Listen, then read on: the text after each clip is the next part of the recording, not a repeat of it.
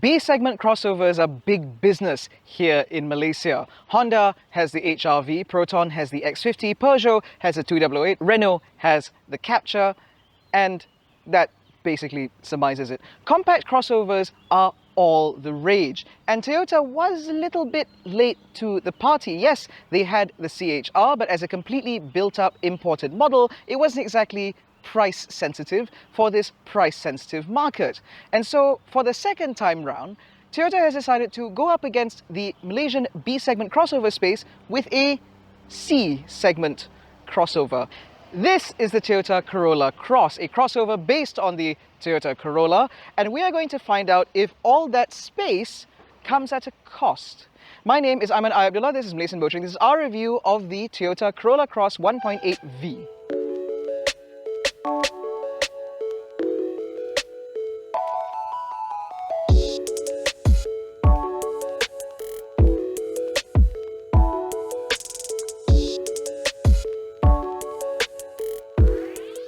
The thing about compact crossovers is it is very much about style. And the thing about the Corolla Cross is, as part of the CKD update, a lot of things have been changed up front. So while you still get the enormous grille here with this nice contrasting grey and black finish, they are now flanked as standard with full LED headlights. The previous 1.8G, the lower end variant, used to get halogen headlights, not anymore. You also get LED fog lights over there. And because it's a crossover, obviously you get these contrasting unpainted black finishes along the bumper and along the side, again to give it a more aggressive look. Now the thing about the Corolla Cross is, because it is a physically larger car than a lot of its competitors, you can tell that Toyota has done as much as they can with the design to emphasize that width and that size as much as possible. Now down the side is where it's most obvious that the Corolla Cross is a larger car. This car is longer and a little bit lower than a lot of its competitors, which means that there is naturally a lot of space to be offered inside, but we'll get to that in a moment. Now as you can see, because this is a crossover, you do get a lot of this unpainted body cladding, like I mentioned, in the front, which go around 18-inch dual-tone alloy wheels. You also get these very expressive body lines here and there, which are sort of emphasized a little bit on this car to show its width and its muscularity. Now it's worth noting that those are basically the only body lines on the side of the car, because the doors themselves are pretty flat. You do, however, get these chrome strips that go all the way to the back with a little bit of Corolla Cross scripting here, which I think is rather nice. It is worth noting, of course, that this car does come as standard with keyless entry. Now at the rear, the other update with the CKD models is that they now all come with the same LED combination tail light. So you have a brake light in there and a very nice LED light signature when the lights are on. The other standard thing with the Corolla Cross is a powered tailgate, which is not only powered, but it even comes with a kick to open function. Ha! First time. Now it is a little slow, but when it does open, it reveals quite a lot of space back here. Now this is another benefit of this being a physically larger car. There is plenty of space in here for 5 adults worth of luggage should you need it. And of course, if you do intend to take this car touring, there is also a space saver spare wheel underneath. It is worth noting that if you are loading luggage into this car, you may want to take note of the slight load lip, which means you do have to lift stuff over the bumper. There is, however, this unpainted black plastic panel here, which does make loading in and out a little bit easier, so if you scuff it, it's not really that big of a deal. Of course, this car comes with the obligatory luggage tray, but this is an option, along with a bunch of other options for this car. However, as standard, you do get tint, which I certainly appreciate. Now, talking about the tint, we naturally allude to the interior, so let's move over there. Now, inside the Corolla Cross, it does look like a pretty interesting place to be. The seating position is very nice. You get a single-zone climate control, you get a optional Qi wireless charger, and you get this nicely designed center console with a couple of very large cup holders. You also get a powered driver's seat in this 1.8V model, as well as analog dials up ahead of you with a little multi-info display on the right. Now, in terms of visibility, it's all pretty good. You get very good quarter lights here, thanks to the side mirrors being mounted on stalks on the bodywork instead. And as far as I'm concerned, out the rear as well, you get pretty good visibility too.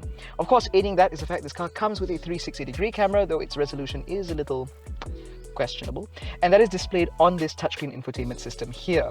Now the system itself is not that bad. It does come with Apple CarPlay and Android Auto. It's decently snappy, but it is connected to rather tinny speakers. So there are 6 speakers in this car, and they are mediocre at best. No matter how you try and fiddle with the equalizer, it's just okay. The one thing about this infotainment system that is a little infuriating is the fact that the USB port for that wired Apple CarPlay and Android Auto comes out of the head unit. In other markets, the USB port actually comes out from under here, which would have made things a lot tidier. But unfortunately, in our market, as is the case with many Toyota models, the USB port is here, which is a little bit annoying.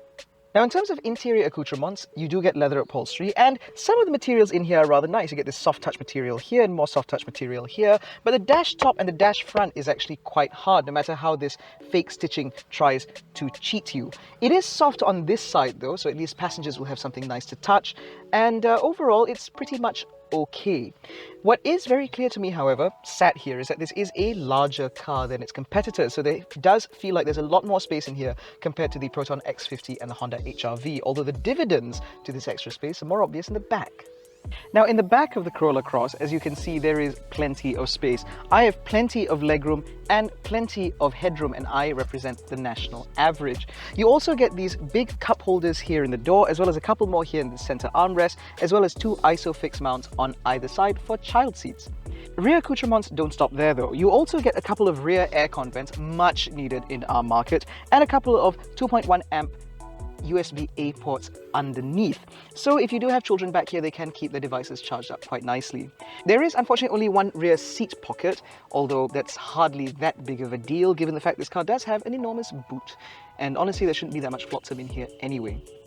Now, as far as I'm concerned, the Corolla Cross does seem to represent a very practical package because, and I can't say this enough, this car is physically larger than its competitors. It does mean there is more space in here for people and for things. And so on paper, it certainly seems like the obvious choice if you're buying within this segment. But perhaps there is something to be revealed in the drive. Maybe that's where it sort of lets the side down. Now, driving the Toyota Corolla Cross is a rather interesting experience. I think when you look at the Malaysian B-segment SUV space, you will realize that a lot of contenders within this space all try to have a character all of their own. The Peugeot 2008, for example, sets itself apart by being very stylish, very good to drive, and with a fantastic small turbocharged powertrain. Then you have the Honda HR-V, which now aims to be more technologically advanced and more bold in its styling, and to some extent, perhaps it does it pretty well. Then you have the Subaru XV, which offers all-power traction and a more active lifestyle promise, or at least that's what it claims. So where does that leave the Corolla Cross? Well, because this is based on the Corolla, it is also based on the TNGA platform, which means that you now get a stiffer chassis with better torsional rigidity than before. This means that this car is not only better to drive than whatever it is that this car is supposed to replace, but it also means that this car comes chock full of safety systems, all of which mean very, very good things. The other thing is, because it's based on TNGA, it also means that this car is very practical. So as I mentioned earlier, you do have a capacious boot, a decent amount of space inside for passengers, and there is also plenty of space to store your flotsam. Again, all very good things. But none of this speaks to this car's character, so perhaps it's revealed in the way it drives. So I've had this car for about 6 days now, and there are two standout features that really sort of stick with me. Number one is the fuel economy. So I've done a little over 550 kilometers as we speak, and on average, this car has consumed between 7.6 to 8 liters per 100 kilometers depending on traffic conditions. In fact, it's very easy for me to get within the mid 7 liters per 100 kilometers on a regular drive, on a per drive basis, but the average this car is showing is about 7.9. This is very good for a car of this size, given the fact that this does run a 1.8 liter engine, no turbocharging, no hybrid, nothing of that sort. So this is a very respectable showing, no matter how you slice it. Then the other thing is in terms of comfort. So comfort is going to be split into two different areas, which is NVH and ride. So we'll start with NVH. Now, even though this car runs on 18-inch alloy wheels, dual tone, so on and so forth, it's surprisingly quiet. You don't get a lot of road roar in this car. It does become more apparent the faster you go, naturally, but honestly, road roar is not really a problem in this. The other thing that quite surprised me is the lack of wind noise. Now, if you were to compare this to the PROTON X50, for example, where you get a very obvious wind whistle from the rearview mirrors when you drive anywhere above 80 kilometers an hour, the Corolla Cross remains relatively quiet. This also measures up very well compared to the previous generation Honda HR-V. I can't speak of the latest one because I haven't driven it yet. But as far as I'm concerned, this is a pretty good showing, although admittedly it is not quite as quiet as the Peugeot 2008. But where this car does stand out from the competitors is the comprehensive safety suite. So the Toyota Corolla Cross comes with the Toyota Safety Sense or Safety Suite of active safety systems. And as a result, it means that this car comes with things like blind spot monitoring, lane keep assist, lane centering, autonomous emergency braking, and for this 1.8V model as well as the hybrid, it also comes with adaptive cruise control with stop and go function, among others. So as a result, it does mean that this car is, as I said, very comprehensively equipped, which is something that family buyers no doubt would be very happy to hear. There is a little idiosyncrasy though. Now, in terms of the way the systems work, they all work very well. The lane keep assist, for example, is very good at keeping you in the lane centering is very good at keeping you in the middle of your lane. The blind spot monitoring is not too intrusive. It's all very good. The one idiosyncrasy, however, comes in terms of the adaptive cruise control with stop and go function. So this car, this 1.8V does not come with an electronic parking brake, it comes with a foot brake, which is something that I haven't seen in a long time. Now, because of that foot parking brake, it does mean that in stop and go traffic, the Corolla Cross can't hold itself at a stop. So what it does is when the car does come to a halt, there is a little indicator on the multi-info display telling you that you need to hold the car by pressing down the brakes. Now, it does take a little bit of getting used to, but it does at least alleviate the majority of the work when you are driving through traffic jams, which means, yes, a little weird, and yes, a Pro Duo Alza does it better, but it's better than nothing, which I certainly appreciate. The other thing that I quite appreciate about this car is its automatic high beam. It's not an adaptive beam system, no, this car is far too affordable to do that.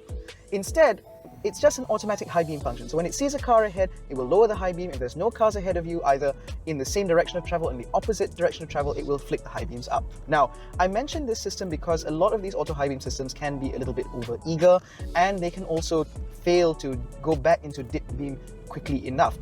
Not so with this. The Corolla Cross is intelligent enough to figure out just when it needs to flick it up and flick it back down again, which I certainly appreciate. It means that I can actually use the system more often. I can rely on it rather than have to switch it on and off all the time, which I quite like.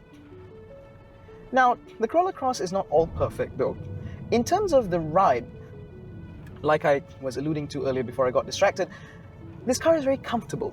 The wheels and tire combination mean that it does soak up the very worst lump and bumps really well. It doesn't transmit it into the cabin, which means that passengers will remain very comfortable. And as far as I'm concerned, on the motorway, even when you're driving at speed, despite this relatively softly sprung suspension, it does mean that you can drive this car with a degree of confidence. It's not meant to carve corners, far from it, and in fact, very few crossovers in this segment are really meant to do that. But it does manage to hold itself well enough on the motorway through corners and so on. On back roads, you might need to slow it down a little bit more. This doesn't quite have the same sense of sure-footedness that you'd get from a Subaru XV, but it's certainly not a bad thing, and it's certainly good enough for you to depend on. But it does come at a little bit of a price, because unfortunately the Corolla Cross is not quite that inspiring to drive. See, the Toyota Corolla sedan, on which this car is based, is a much better steer. In fact, a lot of my colleagues have remarked about how the Toyota Corolla, with its new TNGA platform and the 1.8-litre powertrain combination and so on, have turned it into something that's actually really fun to drive. It may not have the turbocharged poke of the Honda Civic, but it steers with a degree of dynamism that wasn't available from anything bearing the Corolla nameplate in the past. The same plaudits cannot, however, be extended to this car, because I suspect that it is calculated on Toyota's part that they wanted a car that is dependable and easy to drive and predictable, which is exactly what this car is. There are no surprises to be had here. However, it does mean that if you're looking for joy behind the wheel, the Corolla Cross isn't for you. It's dependable, it's tractable, you can predict where you want it to go, you can place it very easily on the road, be it on motorways or be it on kampong roads, for example, but it never gives you a sense of joy. It doesn't give you a smile. It's not really that sort of car. And I'd give it some demerit points for that normally, but in this car, I think it's very clear that the personality that Toyota's sort of engineered into the Corolla Cross is one where it's a car that you can depend on. This is not meant for enthusiasts and enthusiastic driving. This is a car meant to go in, day out, drive you to work, bring you the kids to school, drive them to football practice, and take in a long drive every once in a while for family holidays. And in that regard, this car does very well. And compared to even larger vehicles like the Nissan X-Trail, for example, the Corolla Cross is a much easier package to live with, because on top of all of that, you of course get Toyota Aftersales, which, as plenty of people know and has become the talk of many a kopitiam conversation, usually among slightly older gentlemen, means that you can rely on this car. They've got a very wide network of service centers. This car comes with a 5-year warranty, and of course spare parts should never be an issue, and I know that that is a problem with some of this car's competitors. So like any good Toyota, the Corolla Cross puts its foot forward as a car that you can depend on, a car that your family can depend on, something that you can grow into and grow with. And in that regard, this car is very difficult to fault. If I wanted to be a little bit more nitpicky, I would have liked to have seen an electronic parking brake, simply so that I don't have to hit the brakes when this car drives itself through traffic. That is a little bit irritating. And maybe it would have been nice to have a powered passenger seat. But aside from that, there's really nothing wrong with this car. Now, as far as I'm concerned, this is a good vehicle to recommend to the sort of people who aren't interested in the same things that I am. If you're not interested in a car that steers well, if you don't want to have turbocharged power and that sort of thing, then this is a very easy car to live with. However, if you do want something that is a little bit punchier and is more at home, especially out on the motorway, please watch our review of the Peugeot 2008. And if you want something that is an absolutely great car to drive, consider the Mazda CX-30 or CX-3.